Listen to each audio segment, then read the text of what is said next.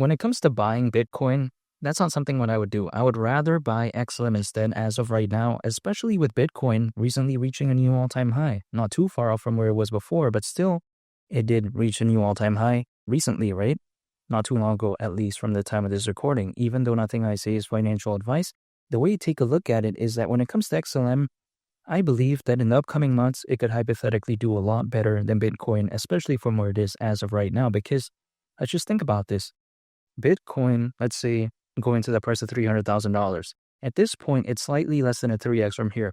It's not bad if I had like $10 million in Bitcoin, but I don't, right? So then what would I rather believe in? That's something like XLM. Reaching the price of $10 around a 33x from here may not seem like the best hypothetical upside out there of all time, but it's not what I'm looking for here, because when it comes to XLM, it's more proven, it's more of a secure project when compared to a bunch of other random nonsense out there.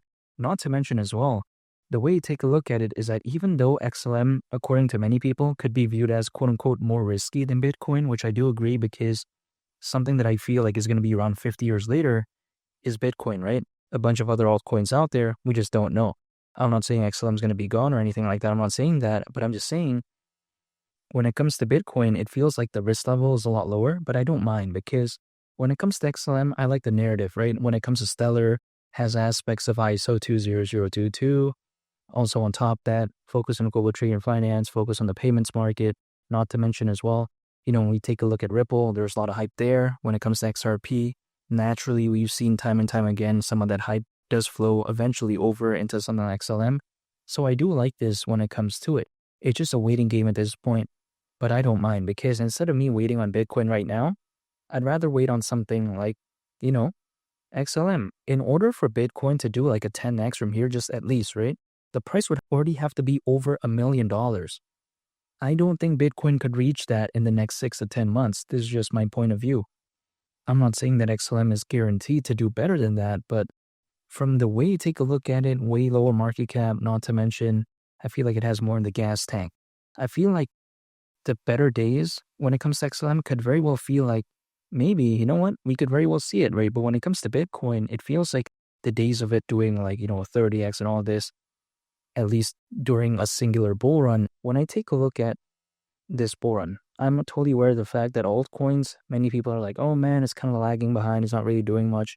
But we have to take a look at the data historically speaking. Now, historical data isn't going to guarantee anything, in my opinion, especially moving forward, but it does leave some clues.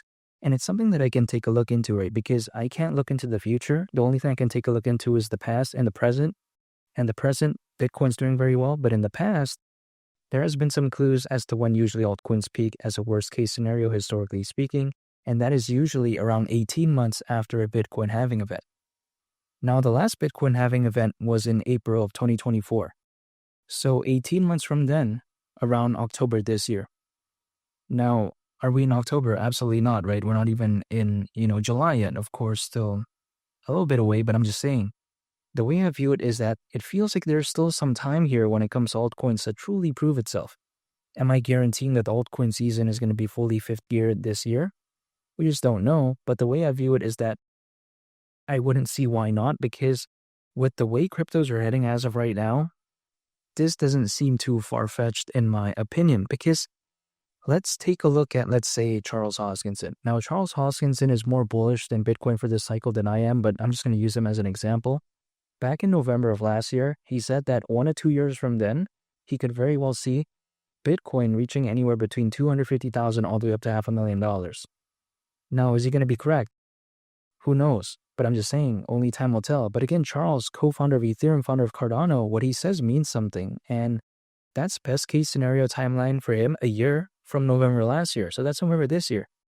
Now we could only imagine that. Even if Bitcoin reaches his most bearish case prediction for Bitcoin for this cycle, it feels like, which hypothetically may be $250,000. Now, what would happen if, let's say, Bitcoin did that, and let's say soon, the altcoin season really kicks into fifth gear? Would, let's say, XLM at the price of $10 be too much to ask for?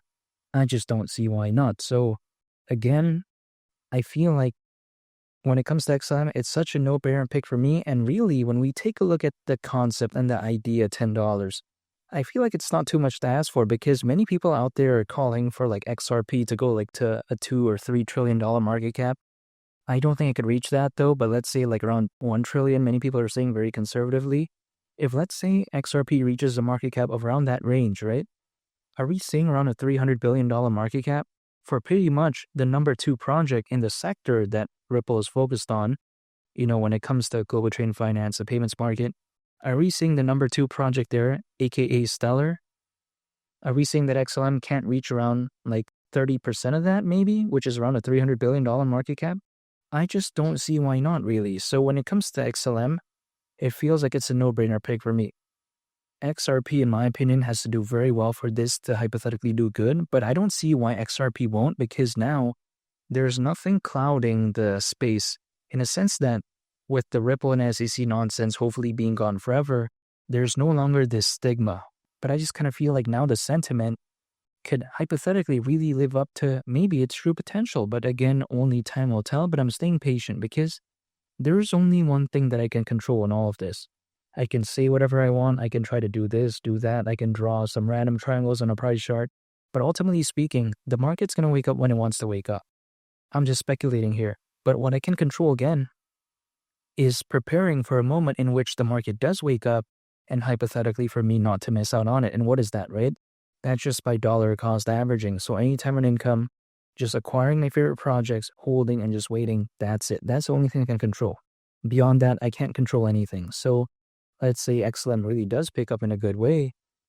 Then if I'm just holding the entire time anyways, because I'm not trying to time the market, hypothetically, I won't miss out on that hypothetical rise in theory, which is why I'm not giving up and not just, stopping and being like, oh, we're done and just leaving cryptos. And here's the thing. Many people that I know out there, they enter the world of cryptocurrencies, right? They're very bullish in some cases. And this is no specific case just for XLM. I'm saying for a bunch of other projects. Sometimes they tell me, hey, when we break even, we're leaving. Now, I just kind of don't get that. Now, I'm not telling anyone to do anything. I can't control anybody. I can only control myself. But personally speaking, I would not leave just to break even because if I've been holding for years, which I have, and some people that I know out there, they've been holding for many years as well. If they're just holding for multiple years just to leave when they break even, it kind of makes no sense to me because at that point, why not be in gold? You know what I mean? Or even, maybe put it in a savings account. Who knows, right? Now, at that point, even gold would have done better, right? If they're just doing that to break even, you know what I mean? For a number of years, of course. Hypothetically, this is the way I take a look at it. So, in my perspective, I do not leave just to break even. Even a 5x is a little bit boring to me. Anything under a 10x, in my opinion, is just very boring. So I'm not looking for that. Again, I'm not telling anyone to do anything, but XLM at the price of $10, I don't see why not. For this Boron, I'm very bullish, and I would rather choose it over Bitcoin, at least in my opinion. And make sure to subscribe if you gain value from this video. Greatly appreciate it. It's Lee the Captain, and I'll catch y'all on the next one. I'm out. Peace. Bye.